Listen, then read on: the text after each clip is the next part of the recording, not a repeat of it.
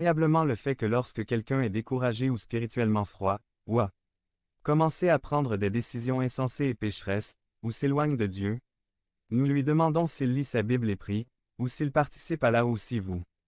Participez régulièrement à la communauté des croyants, votre réponse est généralement non.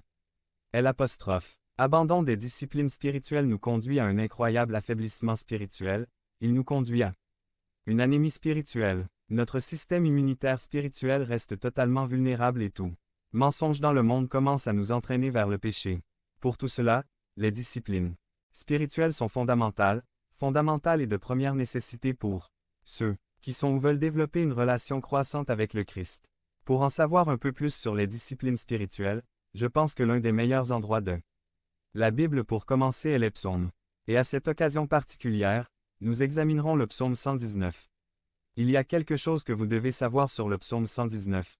C'est le psaume le plus long de la Bible.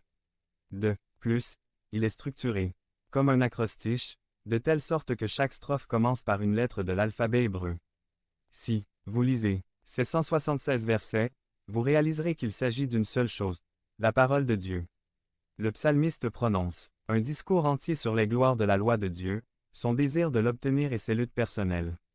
Pour l'appliquer, nous pouvons en apprendre beaucoup sur les disciplines spirituelles en considérant ce psaume. Regardez comment le psalmiste s'exprime au verset 97.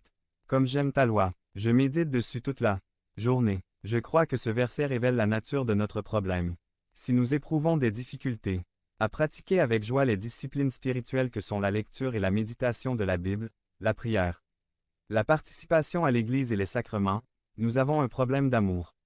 En effet, le psalmiste dit qu'il passe sa journée à réfléchir ou à méditer sur la loi de Dieu parce qu'il aime sa loi. En réalité, ce qu'il dit, c'est qu'il aime celui qui lui a donné cette loi.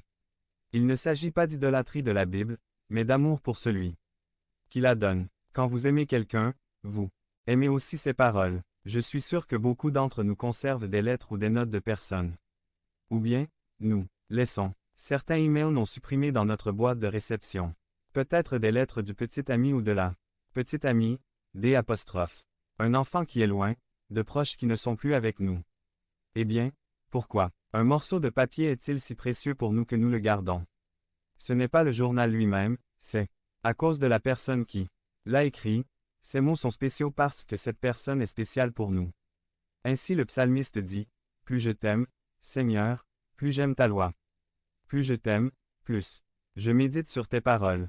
Toute la journée, je pense à eux parce que tu es spécial pour moi. » Si nous avons des problèmes avec les disciplines spirituelles,